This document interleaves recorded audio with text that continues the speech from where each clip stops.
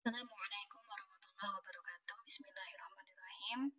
Kali ini kita akan membahas jenis writing yang lain dalam bahasa Inggris, namanya exposition.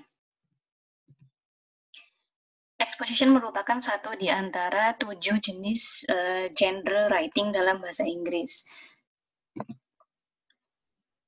Ciri-cirinya apa? Exposition ini adalah teks yang digunakan untuk menunjukkan sisi atau sudut pandang dari penulis tentang sesuatu hal. Jadi isinya benar-benar merupakan pendapat dari si penulis. Tujuan ditulisnya teks ini adalah untuk menegaskan kepada pembaca bahwa isu yang disajikan oleh penulis ini memang benar-benar penting, atau argumen yang disampaikan oleh penulis ini benar-benar penting, bahwa the fact is the case. Tapi note bahwa teks ini tidak digunakan untuk mengubah sudut pandang dari pembaca. Hanya menekankan bahwa pendapatnya si penulis ini penting, pendapatnya penulis ini benar dengan berbagai macam data dan fakta yang mendukung. Contoh dari eksposisi ini misalnya kalau kita baca surat kabar itu beberapa yang diberi judul pojok opini misalnya, atau argumentatif essay.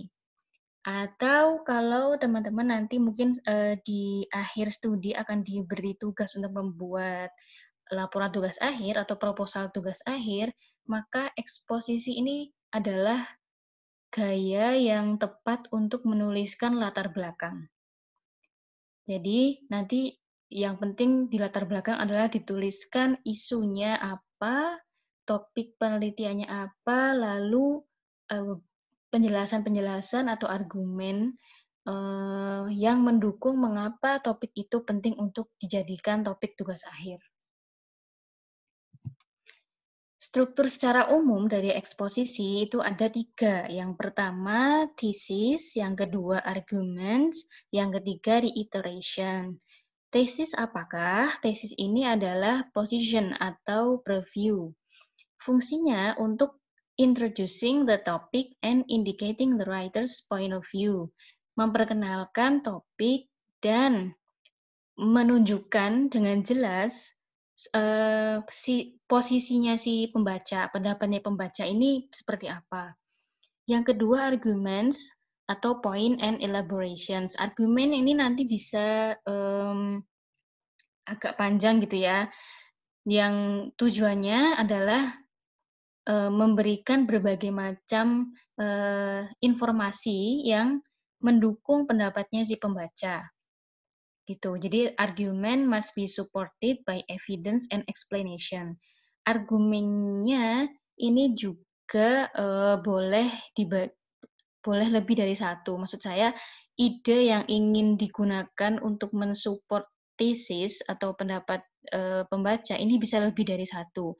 Tapi yang pasti setiap ide, poin yang ingin ditulis di argumen ini harus didukung dengan evidence atau penjelasan lebih lanjut. Gampangannya adalah akan lebih baik kalau setiap argumen yang ditampilkan di sini diberikan contoh. Yang ketiga, reiteration atau restatement of thesis.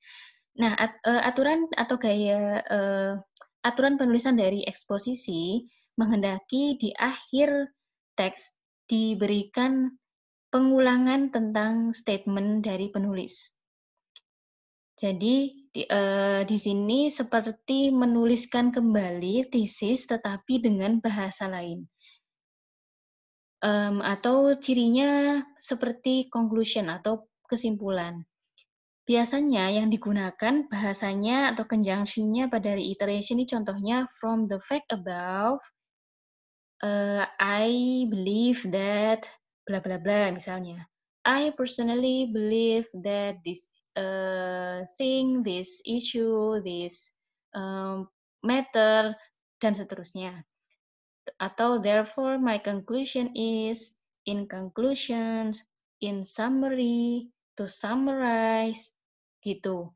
Dan reiteration ini tidak boleh berbeda dengan tesis secara sudut pandang. Jadi misalnya di tesis di awal Anda menyatakan setuju, maka di reiteration juga harus seperti itu, menyatakan setuju. Jangan sampai di reiteration justru menuliskan sudut pandang yang lain, yang melebar gitu. Nah, jadi strukturnya 3 ini dan um, selalu berurutan. Jadi sebaiknya di awal diberikan tesis, kemudian argumen, baru di akhir ditutup dengan reiteration. Jangan sampai dibolak-balik. Kaidah bahasa yang digunakan dalam exposition yang pertama adalah biasanya dengan menggunakan kalimat simple present tense. Lalu ada ciri-ciri lainnya, misalnya expression of writer's feeling or thought or idea. Expression-nya misalnya apa? Kata-kata yang digunakan nih misalnya adalah experience, I experience, we experience, I feel, I know, I realize that, I sense, I think, dan seterusnya. Ciri kaidah bahasa yang ketiga adalah internal conjunction. Adanya penggunaan internal conjunction.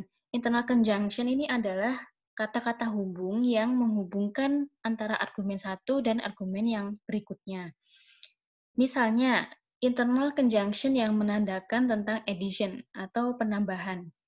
Jadi biasanya setelah memberikan argumen pertama, terus mau ke argumen berikutnya, biasanya ada kata-kata sambung in addition to my first argument misalnya, atau in addition, lalu diikuti argumen berikutnya.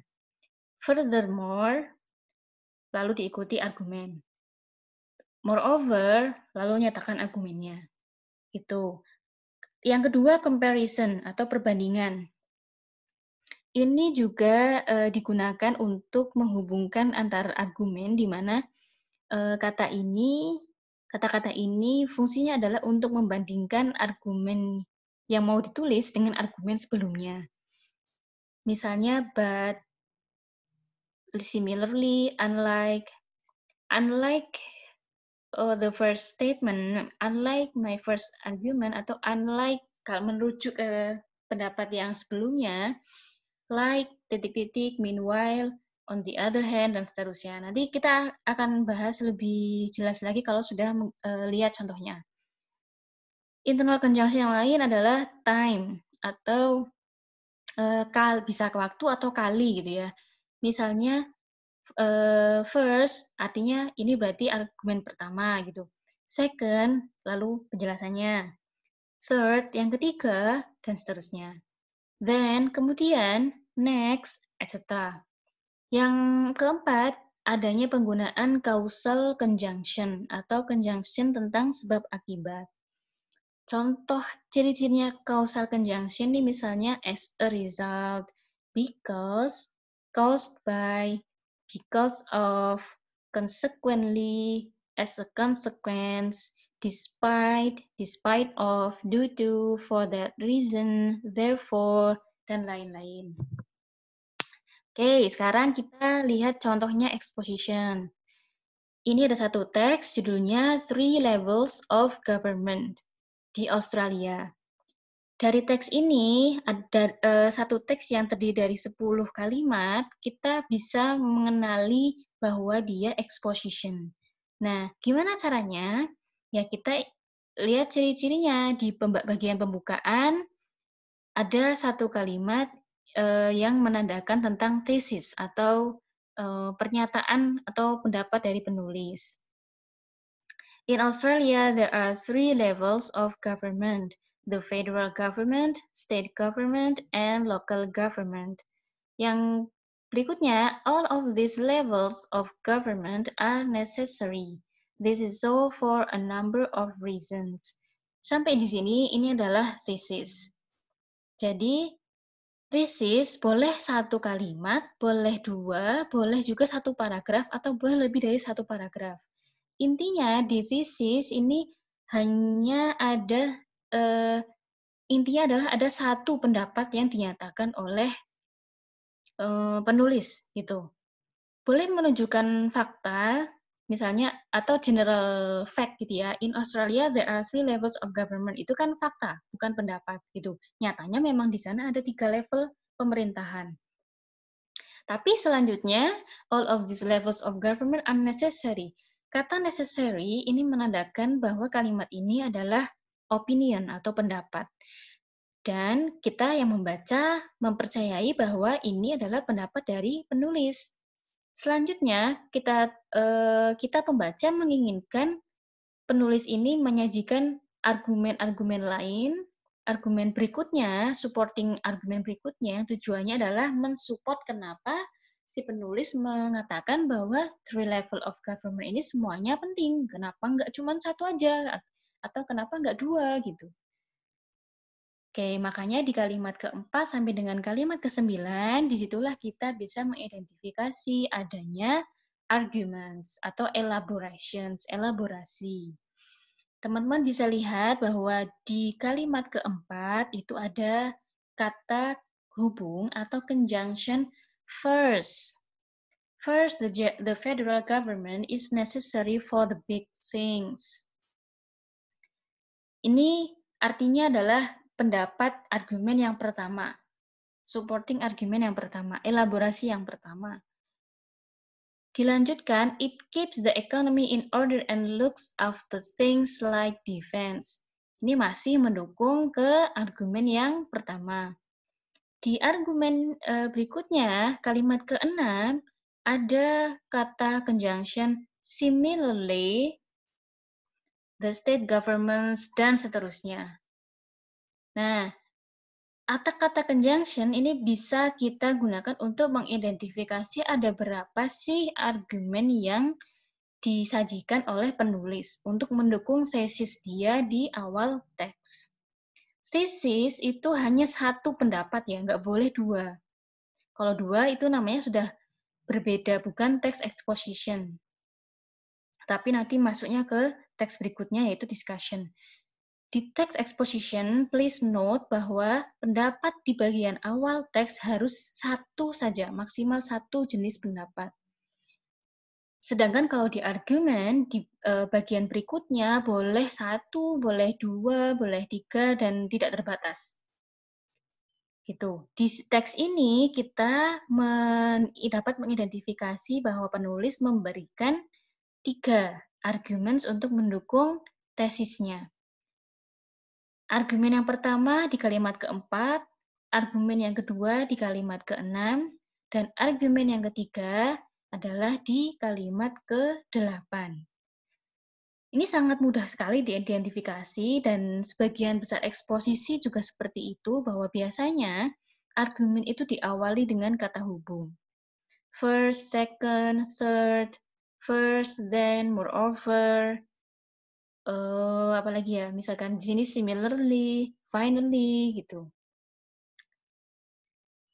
Nah, yang terakhir adalah reiteration. Di mana reiteration? Reiteration itu pasti ada di akhir. Tidak harus di kalimat terakhir, bisa juga di paragraf terakhir atau beberapa kalimat di akhir. Di contoh ini, di kalimat 10, reiteration-nya berbunyi, thus for the reasons above, we can conclude that the 3 levels of government are essentials. Ini kan sebenarnya sama intinya dengan kalimat yang ada di nomor 2. All of these levels of government are necessary. The 3 levels of government are essentials. Ini kan sama. Jadi sebenarnya di reiteration teman-teman nggak perlu mikir menulis apa, karena sebenarnya hanya mengulang apa yang sudah ditulis di bagian thesis. Hanya saja di paraphrase atau ditulis kembali dengan kalimat yang sedikit berbeda. Mudahnya adalah biasanya inti pendapatnya bisa diganti dengan kata yang sinonimnya. Misalnya di sini necessary di kalimat kedua diganti dengan essentials. Essentials itu kan sinonimnya dari necessary yang artinya adalah sama-sama penting. Gitu contoh dari exposition text. Contoh berikutnya untuk exposition. Judulnya cars should be banned in the city. Mobil, kendaraan roda 4 seharusnya dilarang untuk, dioperasikan di kota. Nah, ini judulnya sudah, dengan jelas menunjukkan pendapat dari penulis. Selanjutnya penulis harus menuliskan arguments yang mendukung kenapa sih, kendaraan roda 4 itu harus dilarang untuk berjalan di kota gitu. Kenapa ini penting untuk kita baca? Kenapa pendapat ini tuh penting gitu. Nah, makanya di bagian arguments itu kita bisa langsung tahu di kalimat-kalimat berikutnya itu biasanya pasti arguments. Firstly, ini tesisnya dulu. Tesisnya adalah cars should be banned in the city. As we all know, cars create pollution and cause a lot of road deaths and other accidents. Ini tesisnya. Jadi nggak mungkin di awal exposition itu nggak ada tesis. Pasti harus ada tesis, ada intinya pendapatnya si penulis, pendapatnya kamu tuh mau apa. Cars should be banned. Should be, ini adalah penanda dari pendapat atau opinion. Kalimat berikutnya sudah berbunyi, firstly, cars, as we all know, contribute to most of the pollution in the world. Dan seterusnya. Nah, ini nggak mungkin tesis, pasti sudah argumen. Kenapa? Karena di awal kita sudah melihat ada conjunction addition atau conjunction time, ada firstly. Nah, kalau udah ada firstly, pasti kita akan menemukan entah di bagian berikutnya yang mana, tapi somewhere setelah ini pasti akan ada secondly atau there moreover, in the other hand, atau apa namanya in addition dan seterusnya. Jadi nggak mungkin setelah firstly langsung kesimpulan, nggak mungkin.